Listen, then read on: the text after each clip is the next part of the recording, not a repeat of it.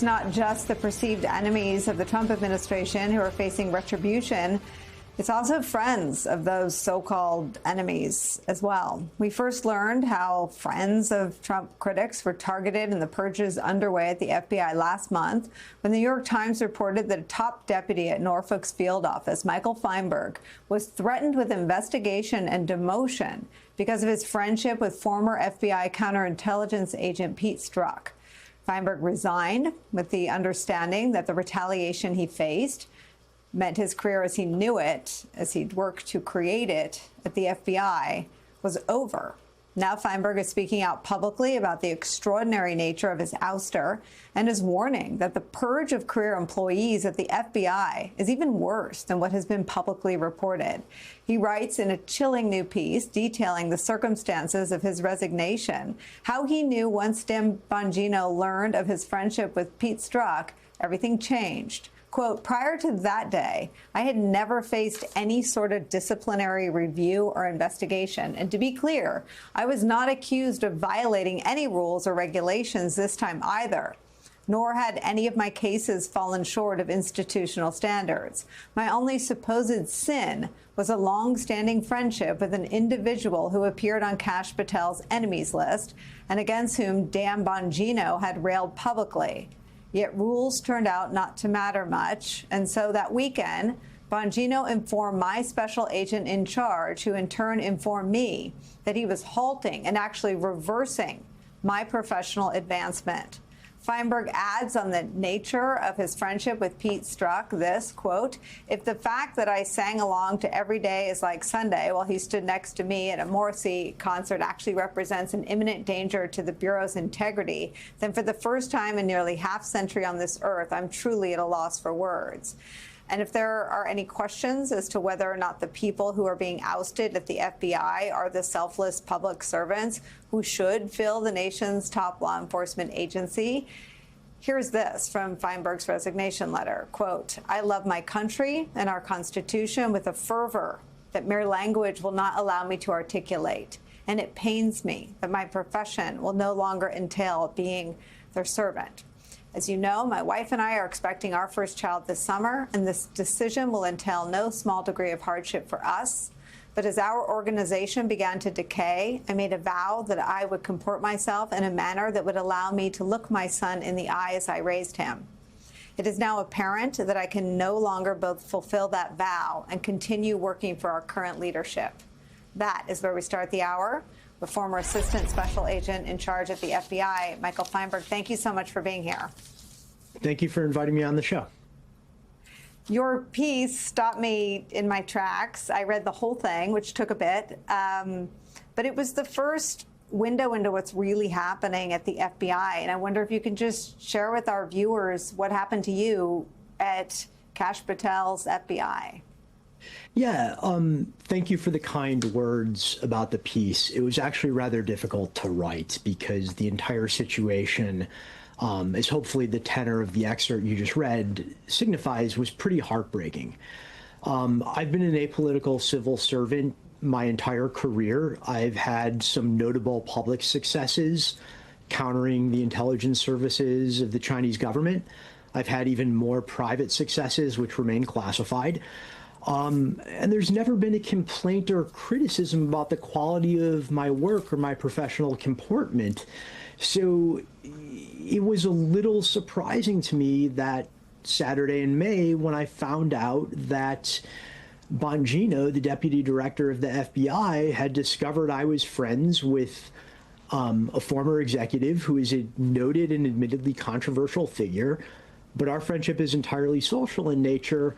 And that relationship was enough to put a target on my back that Bongino made very clear was going to end my career.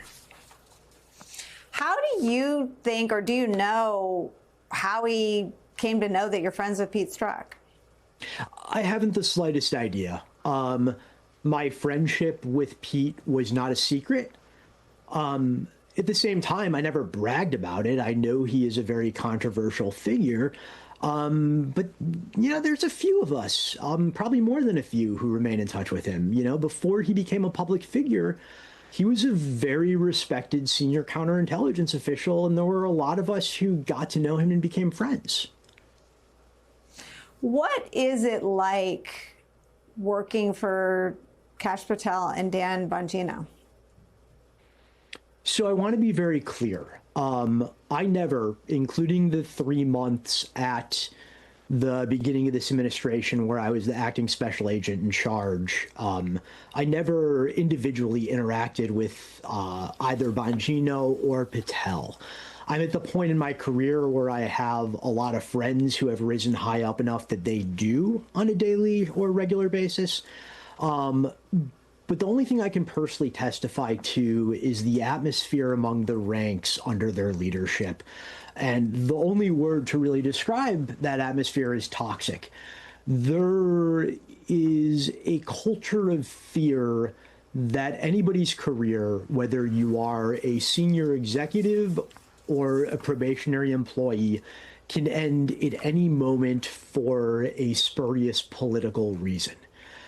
And what we're seeing is that those sort of ideological purges that are going on are really causing an outflow of subject matter experts on a wide variety of national security and criminal threats. And as a result, these efforts of Bongino and Patel's are making Americans less safe. You write about the movement of FBI agents and personnel to immigration. Talk about that. Let me be clear. The FBI, as I repeatedly reminded the people I supervised in Norfolk, is an organization under the executive branch. And the chief executive, the president, does have the right to choose whatever investigative priorities he or she wants. As long as there is a law in the books that was dutifully enacted and signed into the U.S. Code by the president, like, we don't get to say no if that's what they want enforced. My issues with the way that the FBI is approaching immigration enforcement is simply that nobody's actually had a hard conversation about what the opportunity costs of shifting personnel and resources to that violation means for other areas of investigation. The FBI hasn't had a budget or personnel increase in quite some time. Kash Patel actually recently acquiesced to yet another budget cut for us. So if agents are being pulled to work immigration, that means they're not working counterterrorism. They're not working counterintelligence. They're not working white-collar crime. They're not working public corruption. These threats aren't going away. They're just not getting attention. Well, I mean, opportunity cost trade-off, right? Same thing. I mean, what trade-offs have we made as a country? And I understand that it's not illegal for Donald Trump to turn the FBI in a different direction, but it's certainly the public's right to know where we're exposed. So where, in your expert view, I mean, it sounds like you just ticked off areas where you believe we are exposed. Yeah, look, I don't think the Department of Justice has made a secret that it's not really interested in prosecuting white-collar crime anymore. The head of the criminal division, the Assistant Attorney General at DOJ, specifically said that white-collar enforcement is not good for American businesses, so we're going to pull back from it.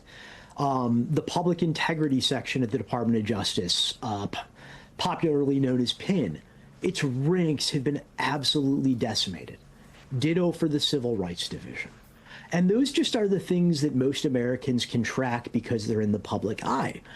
I can tell you the number of personnel who previously worked counterintelligence and counterterrorism, you know, a lot of them have been pulled temporarily or permanently to essentially serve as perimeter security for ICE roundups.